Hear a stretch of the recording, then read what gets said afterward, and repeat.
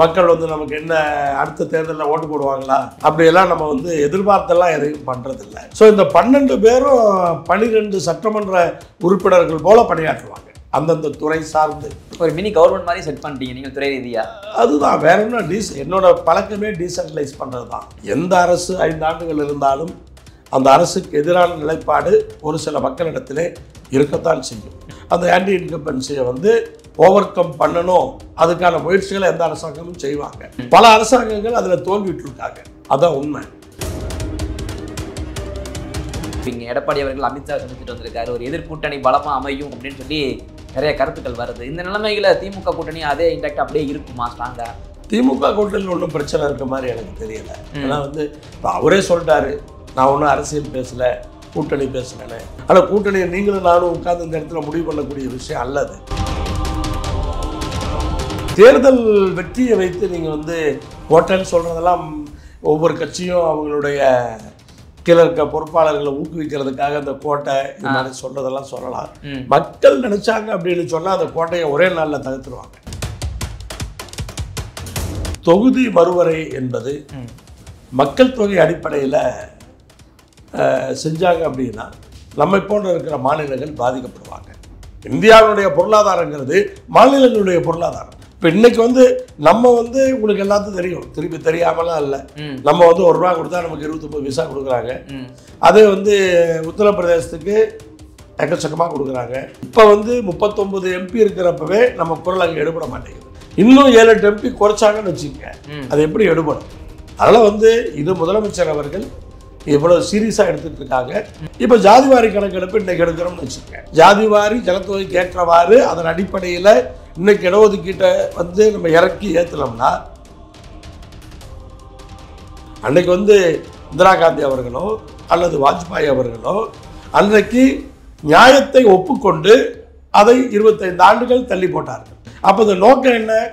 யாரெல்லாம் இன்றைக்கு மக்கள் தொகை அதிகமாக இருக்கிறதோ சட்டம் தான், சட்டப்படி தான். சட்டத்தை கொண்டு வந்து பாஸ் பண்ணலாம். ஆனால் மிகப்பெரிய புரட்சியை வெடிக்கும், தேசத்தினுடைய ஒற்றுமைக்கு பிரச்சனையாகும்.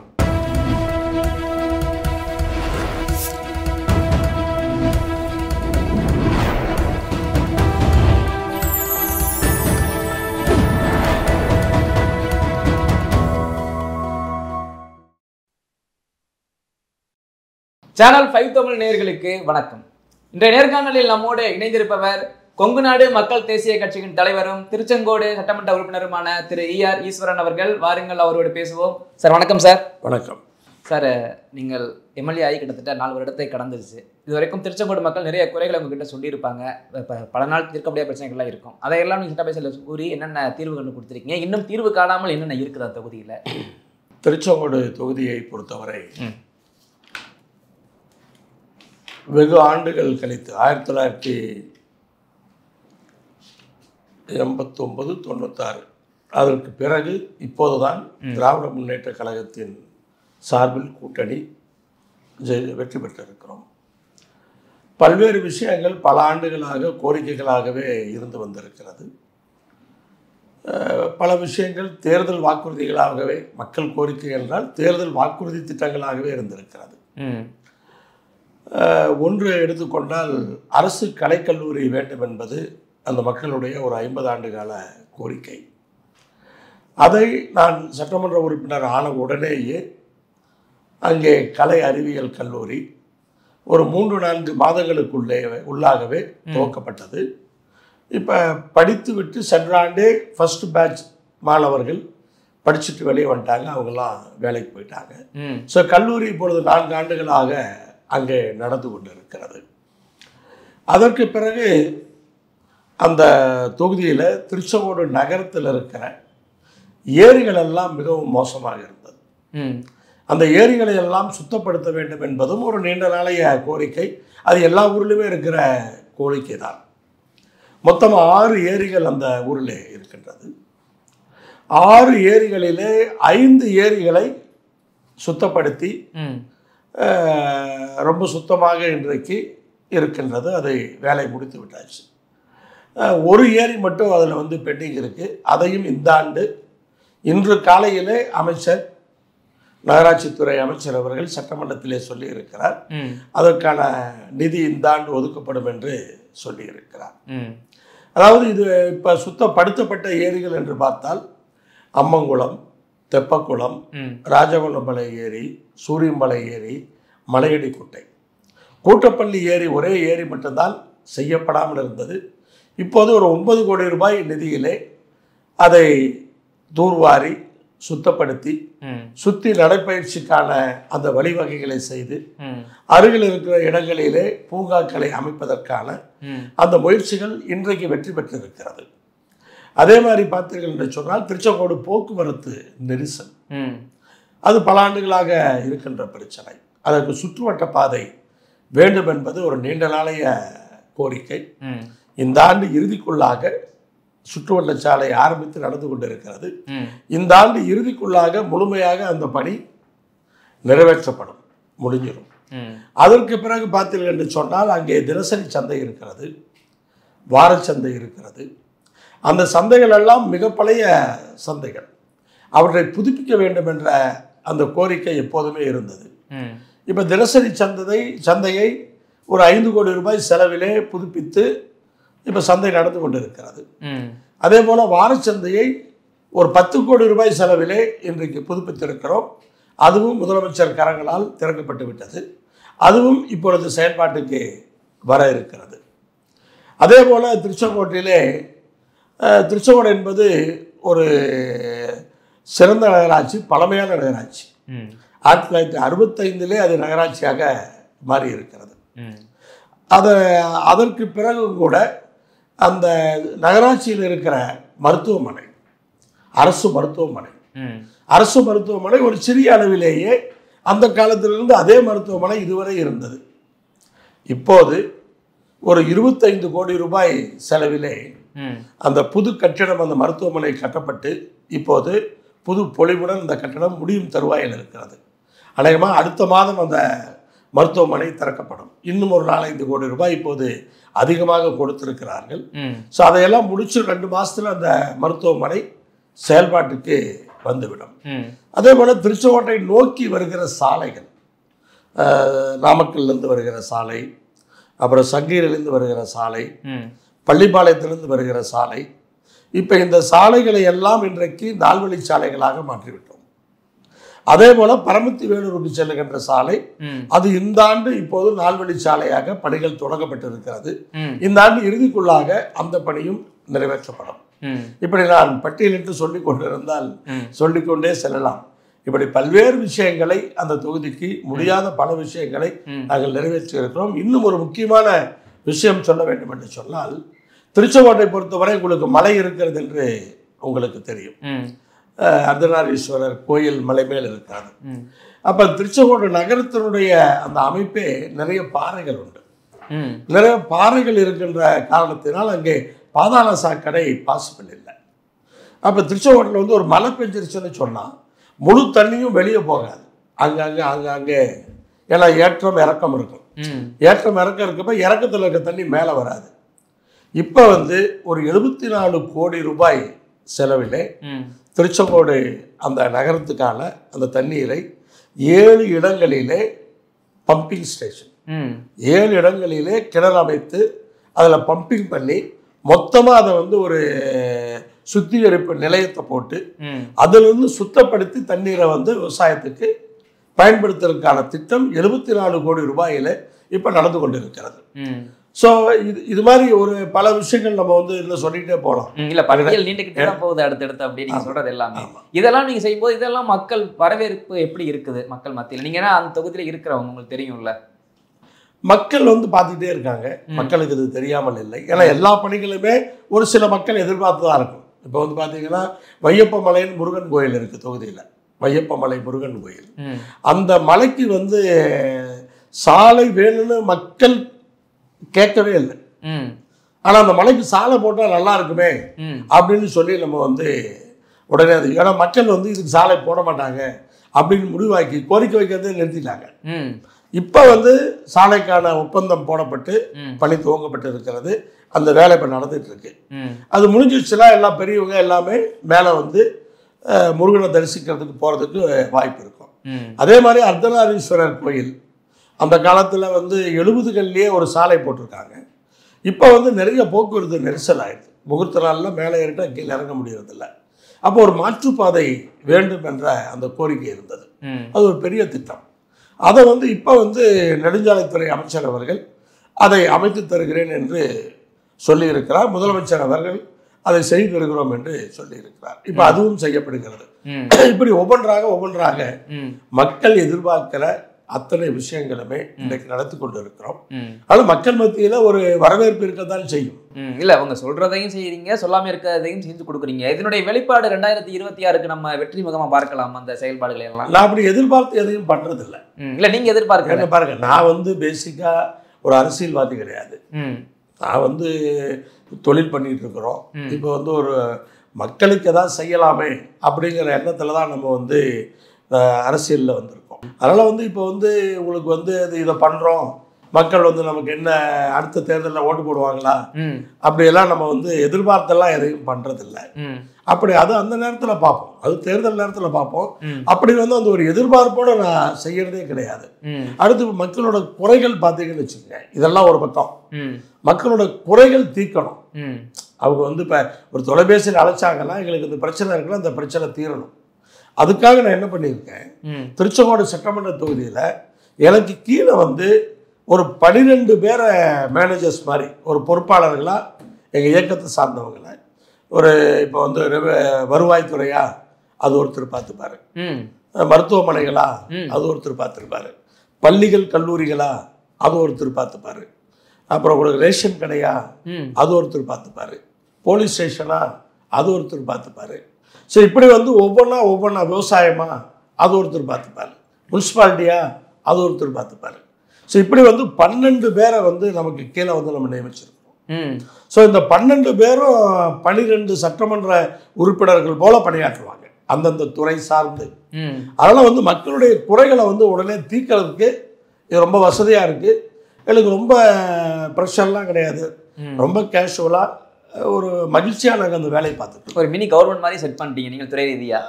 அதுதான், வேற என்ன என்னோட பழக்கமே டீசென்ட்ரலைஸ் பண்ணுறது தான். என் தொழில் இருக்குது, நான் டெக்ஸ்டைல் எக்ஸ்போர்ட்ஸ் பண்ணுறேன், அப்புறம் அப்பார்ட்மெண்ட்ஸ் பண்ணுறேன். இதெல்லாம் டீசென்ட்ரலைஸ் பண்ணலன்னா என்னால் அரசியலுக்கே போக முடியாது. இதே மாதிரி தான் அங்கேயும் டீசென்ட்ரலைஸ் பண்ணி வேலையை பார்க்குறோம். ஓகே சார், நான் அந்த கேள்வியை ஏன் கேட்டேன் அப்படின்னா 2026 வெற்றி நான் இங்கே தற்போதைய எது ஆளுங்கட்சியாக இருந்தாலுமே குறைகள் அதிகமாக இருக்கும், அவங்க மேலே குற்றச்சாட்டுகளும் வச்சுக்கிட்டே இருப்பாங்க. அதனுடைய தாக்கத்தை இந்த மாதிரி நீங்கள் உங்களை மாதிரி ஆட்கள் செய்யும் போது அதனுடைய வெற்றி முகமாக பார்க்கலாமா? மொத்தமாக கட்சி ரீதியாகவே சொல்கிறேன், கூட்டணி ரீதியாகவே. அதான் என் தொகுதியை பொறுத்தளவுக்கு மக்கள் வந்து ஒரு டிசாட்டிஸ்ஃபைடாக இருக்கிறதுக்கான வாய்ப்பு இல்லை, மன நிறைவோடு இருக்கத்தான் வாய்ப்பு இருக்குது. ஏன்னா யார் வந்தாலும் அவங்க பிரச்சனையை தீர்க்காமல் இல்லை. ஏதோ ஒரு சில விஷயங்கள் வந்து இந்த புதுசாக சாலை போடணும், புதுசாக ஏதாவது பண்ணணும்னா அதுக்கு நிதிக்காக வெயிட் பண்ணுவோம். அந்த நிதி தேவைகளுக்காக கொஞ்சம் ஏதாவது காத்திருக்க வேண்டிய அந்த தேவைகள் இருக்கும். அதர்வைஸ் வந்து மக்களுடைய தேவைகளை நம்ம வந்து பூர்த்தி பண்ணிட்டு தான் இருக்கோம். ஸோ எல்லா சட்டமன்ற உறுப்பினர்களும் அப்படி தான் பணியாற்றுவாங்க. இதோ நான் தான் பண்ணுறேன் அப்படிங்கிறதெல்லாம் இல்லை. நம்ம தொகுதியில் நம்ம எப்படி பண்ணுறோம், புதுசாக எம்எல்ஏ இருக்கோம், நம்ம என்ன பண்ணுறோம் அப்படிங்கிறதான் நான் வந்து உங்களுக்கு சொல்லிட்டு இருக்கேன். ஆனால் இந்த அரசாங்கத்தை பொறுத்தவரை இப்போ வந்து உங்களுக்கு பெண்களுக்கு நிறைய பண்ணியிருக்காங்க. இதை வந்து உண்மையிலே சொல்ல போனால் இது வந்து எப்படின்னு சொன்னால் அந்த காலத்தில் சொல்லுவாங்க பெண்கள் பூரா எம்ஜிஆர் போட்டு போடுவாங்க, அதுக்கு பிறகு அம்மையார் ஜெயலலிதா அவர்களுக்கு ஓட்டு போடுவாங்கன்னு சொல்லுவாங்க, திமுகவுக்கு பெண்கள் குறைவாக ஓட்டு போடுவாங்கங்கிற ஒரு பேச்சு இருந்தது. முதலமைச்சர் அவர்கள் அதை மனசில் வச்சுட்டு பண்ணாரே என்பது தெரியாது.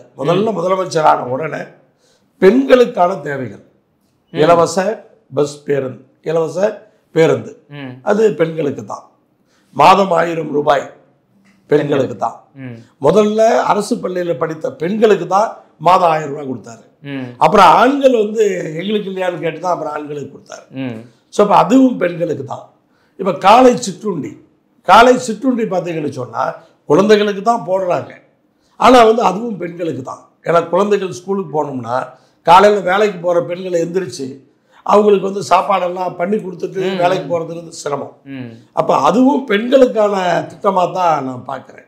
ஸோ இப்படி வந்து இப்போ இன்றைக்கி வந்து இந்த வருஷம் வந்து பெண்கள் பேரில் வந்து சொத்து வாங்கினா அதுக்கான அந்த செலவை, ஸ்டாம்ப் சார்ஜஸ் செலவை குறைச்சிருக்காங்க.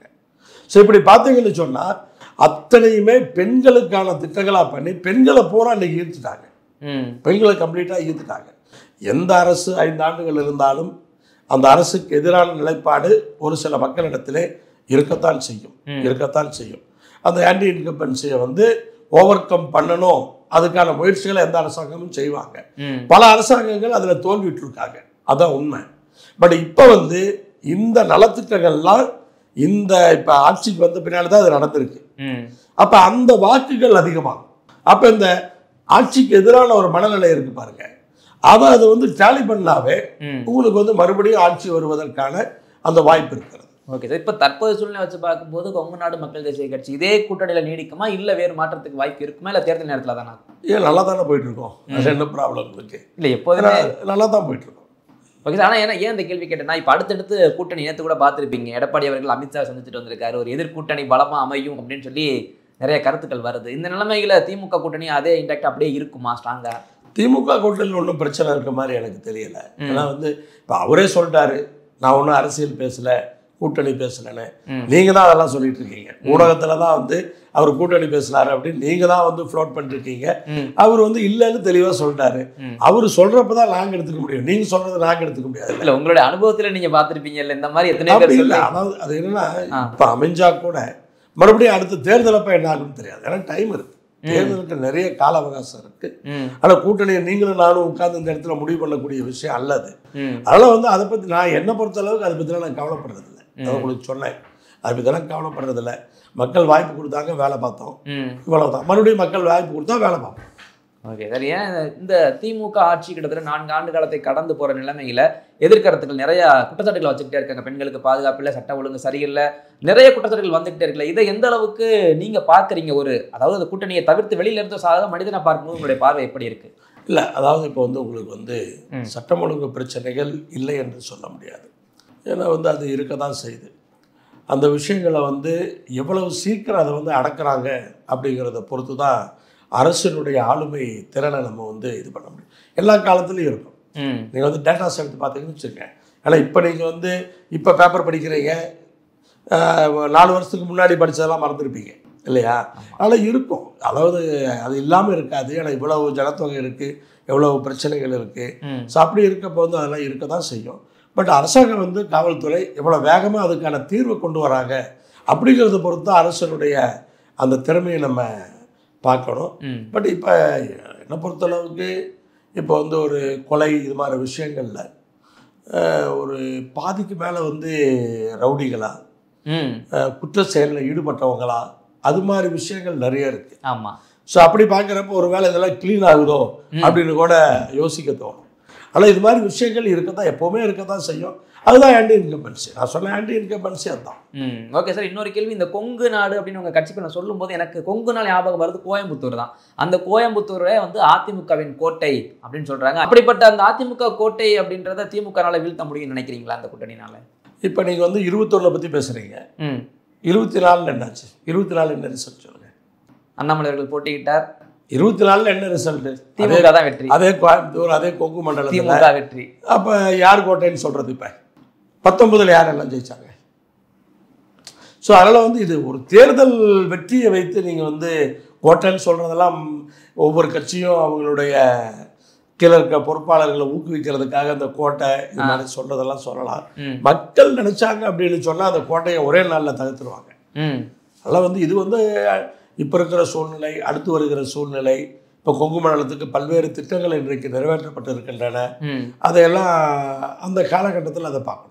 ஓகே சார், இன்றைக்கு பெரிய அளவில் பிரச்சனையாக பார்க்கப்படுறது நீங்கள் சட்டமன்றத்திலே பார்த்துருப்பீங்க, இந்த தொகுதி மறுவரையறை பிரச்சனை தான் பெரிய பிரச்சனையாக போய்கிட்டே இருக்குது. அதனுடைய தீர்வு என்னவாக இருக்குன்னு நினைக்கிறீங்க? இதில் எந்த இடத்துல நம்மளை தமிழகத்தை ரொம்ப வஞ்சிக்கிறாங்கன்னு நினைக்கிறீங்களா நீங்கள்?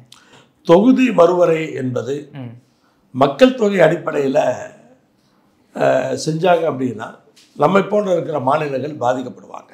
ஏன்னா வந்து இப்போ நீங்கள் குடும்ப கட்டுப்பாடு ஒன்றிய அரசில் தான் கொண்டு வந்தாங்க. அப்போ வந்து எல்லா மாநிலத்துக்கும் அந்த அழுத்தத்தை போட்டாங்க, அச்சீவ் பண்ணுங்கன்னு. அப்போல்லாம் பார்த்தீங்கன்னா பல்வேறு விளம்பரங்கள் இதெல்லாம் இருக்கும். அதை சிறப்பாக அமல்படுத்தின மாநிலங்கள்னு பார்த்தா தமிழ்நாடு நம்பர் 1 இருக்கும். ப்ளஸ் வந்து இதை போன்ற மாநிலங்கள். இப்போ மக்கள் தொகை இங்கே வந்து அதிகமாக இருக்கும், மற்ற மாநிலங்கள் ரொம்ப அதிகமாக இருக்கும். ஸோ அந்த விகிதாச்சாரத்தைப்படி இன்னைக்கு மக்கள் தொகை கணக்கெடுத்து தொகுதி மறுவரையறை பண்ணீங்கன்னா நம்மை போன்ற மாநிலங்கள் பாதிக்கப்படுவார்கள். அது நியாயமான ஒன்று தான். அப்போ குடும்ப கட்டுப்பாட்டில் சிறப்பாக பண்ணி, ஏன்னா மக்கள் தொகையை கட்டுப்பாட்டில் வச்சதுனால தான் நம்முடைய பொருளாதாரம் வளர்ந்துட்டு இருக்கு. இப்போ பொருளாதாரம் வளருது. பொருளாதாரம் வளர்றதுக்கு நம்மை போன்ற மாநிலங்கள் காரணமாக இருந்திருக்கும். இந்தியாவுடைய பொருளாதாரங்கிறது மாநிலங்களுடைய பொருளாதாரம். இப்போ இன்னைக்கு நம்ம உங்களுக்கு எல்லாத்துக்கும் தெரியும், திருப்பி தெரியாமலாம் இல்லை. நம்ம ₹1 கொடுத்தா நமக்கு 29 விசா கொடுக்குறாங்க. அதே உத்தரப்பிரதேசத்துக்கு எக்கச்சக்கமாக கொடுக்குறாங்க, பீகாருக்கு அதிகமாக கொடுக்குறாங்க. இப்போ அவங்களாம் குடும்ப கட்டுப்பாடுலேயே சரியாக இயங்காதவங்க. இப்போ அவங்க நிதி அதிகமாக கொடுக்கறதுக்கு காரணமே அவங்க மக்கள் தொகை தான். நமக்கு மக்கள் தொகை குறைச்சதுனால இப்போ நம்மளுடைய ஒன்றிய அரசு நமக்கு கொடுக்குற பங்கே குறைஞ்சிருக்கு. தொகுதி மறுவரையறை மட்டுமல்ல, மக்கள் தொகை குறைச்சதுனால தான் நமக்கு இன்னைக்கு குறையுது. ஆனால் நம்ம வருமானம் அதிகமாயிருக்கு. மக்கள் தொகையை குறைச்சதுனால தான் வருமானம் அதிகமாயிருக்கு. அதே மாதிரி தான் தொகுதி மறுவரையறை. அப்படி பண்ணி நீங்கள் தொகுதிகளை குறைச்சிங்கன்னு சொன்னால் நாடாளுமன்றத்தில் நம்முடைய உரிமை பறிபோகுன்னு தான் சொல்லணும். ஏன்னா இப்போ 39 MP இருக்கிறப்பவே நம்ம குரல் அங்கே எடுபட மாட்டேங்குது. இன்னும் 7-8 MP குறைச்சாங்கன்னு வச்சுக்கோங்க, அது எப்படி எடுபடும்? அதனால் இது முதலமைச்சர் அவர்கள் இவ்வளோ சீரியஸாக எடுத்துகிட்டு இருக்காங்க. இப்போ பாஜக என்ன சொல்கிறாங்க, ஏன் இப்போ எடுத்துக்கிறாங்க, இப்போ நாங்கள் ஒன்றும் பண்ணல. நீங்கள் பண்ணலன்னா என்ன, எச்சரிக்கையாக இருக்க வேண்டியது எங்களுடைய கடமை. அதையே நீங்கள் அதுக்கே பதறீங்க. அப்போ அந்த பாதிக்கப்படுகிற மாநிலங்களுடைய முதல்வர்களை அந்த பிரதான கட்சிகளெல்லாம் அழைத்து மிக அருமையான ஒரு கூட்டமைப்பை ஏற்படுத்தி ஒரு எச்சரிக்கையை கொடுத்திருக்கிறார். இந்த நேரத்தில் நான் உங்களோட சொல்றது, சட்டமன்றத்திலேயே அதை நான் இந்த சந்தேகத்தை கிளப்பியிருக்கேன். இப்போ நம்ம தொகுதி மறுவரையறை கண்டிப்பாக மக்கள் தொகை அடிப்படையில் செய்யக்கூடாது, நம்ம பாதிக்கப்படுவோம். ஏன்னா குடும்ப கட்டுப்பாட்டை நம்ம தீவிரமாக அமல்படுத்தியிருக்கோம். இப்போ சாதிவாரி கணக்கெடுப்பு எடுக்கணும் அப்படின்னு ஒரு கோரிக்கை. சாதிவாரி கணக்கெடுப்பு சும்மா என் ஜாதி எவ்வளோ இருக்குன்னு பார்த்துக்கிறதுக்கு அல்லது, அதன் அடிப்படையில் இடஒதுக்கீடு வேணும். ஒரு ஜாதி எவ்வளோ இருக்காங்களோ அவ்வளோ இடஒதுக்கீடு கொடுங்க அப்படிங்கிறதா அதனுடைய நோக்கம். இப்போ ஜாதிவாரி கணக்கெடுப்பு இன்னைக்கு எடுக்கிறோம்னு வச்சுக்கோங்க. இன்னைக்கு அடுத்து இதுக்கு தகுந்த பாரு அந்த இடஒதுக்கீட்டை குறைச்சி ஏற்றுறோம்னா, இப்போ இருக்கிற ஜாதிவாரி ஜனத்தொகைக்கு ஏற்றவாறு அதன் அடிப்படையில் இன்னைக்கு இடஒதுக்கீட்டை நம்ம இறக்கி ஏற்றினோம்னா, எந்த ஜாதியெல்லாம் குடும்ப கட்டுப்பாட்டை தீவிரமாக செயல்படுத்தி அவர்கள் ஜனத்தொகையை குறைத்தார்களோ அவர்கள் பாதிக்கப்பட மாட்டார்களா? அதே தானே இங்கேயும் வரும். அந்த கேள்விக்கு பதில் யார்கிட்டையும் இல்லை. இதை சட்டமன்றத்திலே 2 நாளைக்கு முன்னாடி சட்டமன்றத்திலே இந்த கேள்வியை நான் எழுப்பியிருக்கேன். ஸோ அப்படி ஒரு நிலை இருக்கும்போது அப்போ அரசனுடைய குடும்ப கட்டுப்பாடு திட்டத்தை ரொம்ப தீவிரமாக அமல்படுத்திய சமுதாயங்கள் பாதிக்கப்பட மாட்டார்களா அப்படிங்கிற அந்த கேள்விக்கு பதில் இல்லை. ஸோ அதனால் இது மாதிரி சிக்கல்கள்லாம் நிறைய இருக்கு. ஆனால் சட்டத்திலேயே சொல்லப்படுது மக்கள் தொகையை கொண்டு தான் நம்ம மறுசீரமை பண்ண முடியும் அப்படின்னு. அப்போ சட்டத்தையே மாற்ற வேண்டிய ஒரு சூழ்நிலை தானே வரும். அதாவது ஆரம்பத்தில் அவங்க சட்டத்தை இயற்றிய போது இவ்வளவு மக்கள் தொகை இப்படியெல்லாம் வேரி ஆகணும்னு தெரியாது. அந்த சட்டம் போட்டப்பவே குடும்ப கட்டுப்பாடு கொண்டு வந்துட்டாங்களா என்ன? கிடையாது. மக்கள் தொகை அதிகமாகுது, நம்ம ரொம்ப அதிகமாகிடுவோம், அப்போ பஞ்சமும் பட்டினியும் வந்துடும், சமாளிக்க முடியாது. அப்போ தான் குடும்ப கட்டுப்பாடை கொண்டு வராங்க, மக்கள் தொகையை குறைக்கிறாங்க. அதனால் இந்த தொகுதி மறுவரையறை மக்கள் தொகை அடிப்படையில் செய்யலாம் என்று அந்த சட்டத்தை கொண்டு வந்தபோது இந்த திட்டம் நம்மகிட்ட இல்லை. அதற்கு பிறகுதான் இந்த திட்டம் வருது.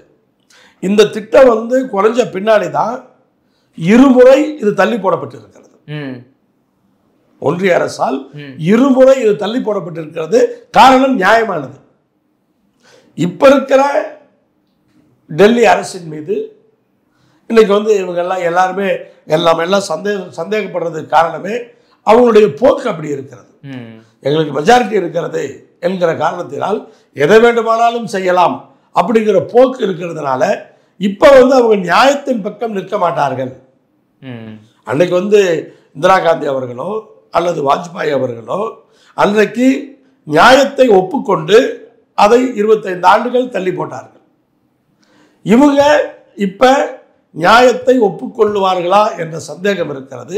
ஏன்னா நாடாளுமன்றத்தையே அதிகமான உறுப்பினர்களுக்காக இன்றைக்கு உருவாக்கி இருக்கிறார்கள். அப்போ இந்த நோக்கம் என்ன? வட மாநிலங்களுக்கு யாரெல்லாம் இன்றைக்கு மக்கள் தொகை அதிகமாக இருக்கிறதோ சட்டம்தான், சட்டப்படி தான். சட்டத்தை கொண்டு வந்து பாஸ் பண்ணலாம். ஆனால் மிகப்பெரிய புரட்சியை வெடிக்கும். தேசத்தினுடைய ஒற்றுமைக்கு பிரச்சனையாகும். எல்லா மாநிலங்களும் சும்மா இருக்க மாட்டாங்க. அப்போ தேசத்தினுடைய ஒற்றுமை கேள்விக்குறியாகும். அது வந்து ஒரு மிகப்பெரிய தீங்கை நாட்டுக்கு விளைவிக்கும். கடைசி கேள்வியாக, நம்ம இந்த தொகுதி மறைவதற்கு முன்னாடி இந்த மும்மொழி கொள்கை பிரச்சனை ரொம்ப தீவிரமாகவே இருந்துச்சு. அதனுடைய உங்களுடைய கருத்து என்ன? அதாவதுங்க, மும்மொழி கொள்கை, இருமொழி கொள்கை பார்த்தா வந்து ஒரு அரசியல் மாதிரி தெரியும். ஆமாம். இருமொழி கொள்கை சொல்கிறவங்க அவங்க ஒரு அரசியலுக்காக சொல்கிறாங்க, மும்மொழி கொள்கை சொல்கிறவங்க அவங்க ஒரு அரசியலுக்காக சொல்கிறாங்க அப்படின்னு ஒரு மேம்போக்கா பார்த்தீங்கன்னா அப்படி ஒரு பார்வை இருக்கும். நான் அப்படி பார்க்கல. இப்போ நம்முடைய பள்ளி மாணவர்கள் இருக்காங்க, இருமொழி கொள்கை அதில் தான் படிக்க வைக்கிறோம், அதில் தான் படிக்கிறாங்க. அப்போ இருமொழி கொள்கையில் படிக்கும்போது அவங்க மற்ற சப்ஜெக்டை படிக்கிறதுக்கு அவங்களுக்கு டைம் இருக்கும். ஒரு சயின்ஸையோ மேத்ஸையோ இன்றைக்கி வந்து ஆர்டிஃபிஷியல் இன்டெலிஜென்ஸையோ இல்லை தகவல் தொழில்நுட்பம் சம்மந்தப்பட்ட பாடங்களையோ இப்போது படிப்பதற்கு அவர்களுக்கு அந்த நேரம் இருக்கும்.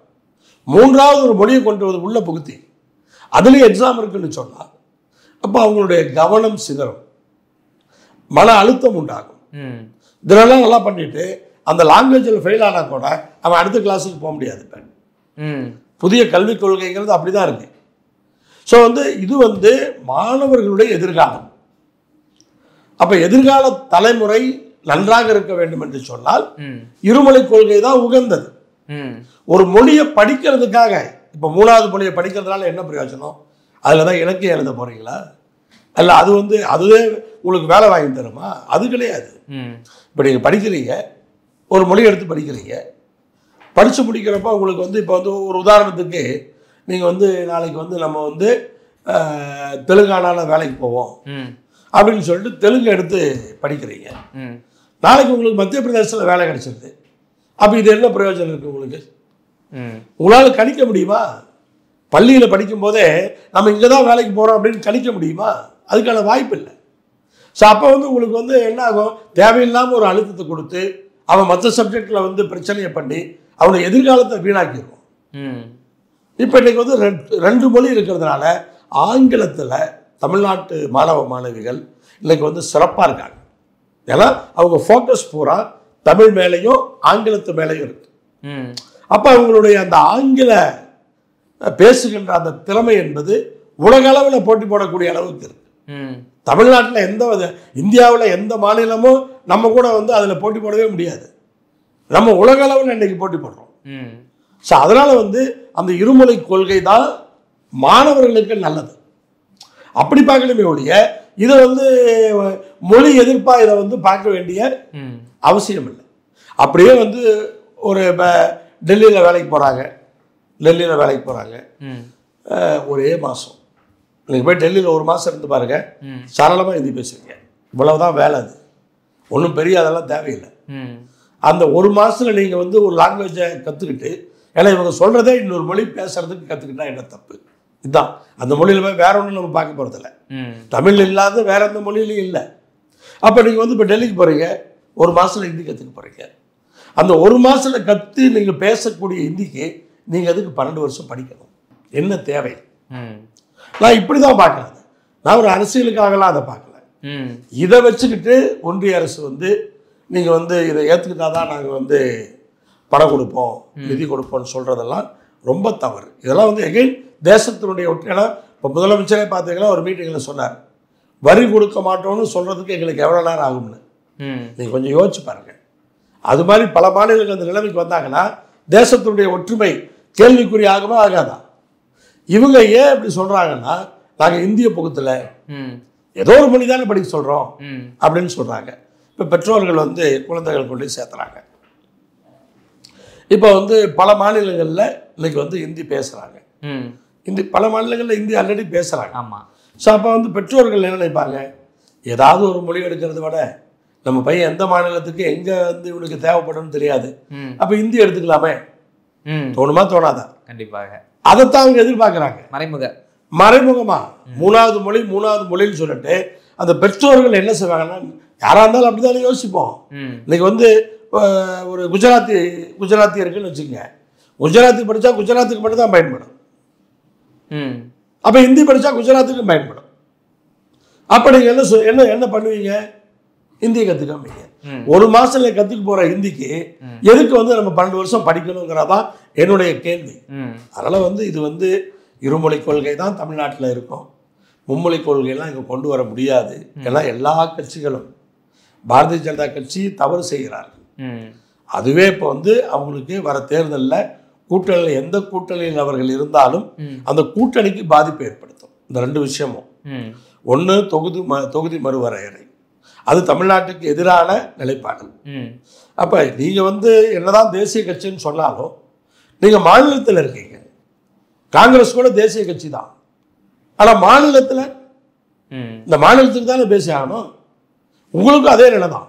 இது மாதிரி காங்கிரஸ் பேசி தான் தமிழ்நாட்டில் வளர்ச்சி இல்லாமல் போச்சு. ஆண்ட காங்கிரஸ், தமிழ்நாட்டை ஆண்ட காங்கிரஸ் ஆரம்பத்தில் இந்தியை கொண்டு வந்தாங்க. அவங்க தான் இந்தியை கொண்டு வந்தாங்க. ஸோ அது மாதிரி வேலைகளை இப்போ பிஜேபி பண்ணுறாங்க. ஆனால் தமிழ்நாட்டை பொறுத்த வரைக்கும் இருமொழி கொள்கை தான், எதுவும் பண்ண முடியாது. அதனால் இது அது தொகுதி மறுவரையும் இந்த மும்மொழி கொள்கையை அவங்க பிடிச்சிக்கிட்டு நிற்கிறதோ என்னதான் சொன்னாலும் மக்களுக்கு புரியும். நீங்கள் மக்களை ஏமாற்ற முடியாது. ஆனால் 26 தேர்தலில் அவங்க எந்த கூட்டணியில் இருந்தாலும் அது அவர்களுக்கு பாதிப்பை ஏற்படுத்தும். எங்களுடைய பல்வேறு கேள்விகளுக்கு உங்கள் நேரத்தை ஒதுக்கி பதில் தம்பிக்கு ரொம்ப நன்றி சார். தொடர்ந்து பேசுவோம். நன்றி.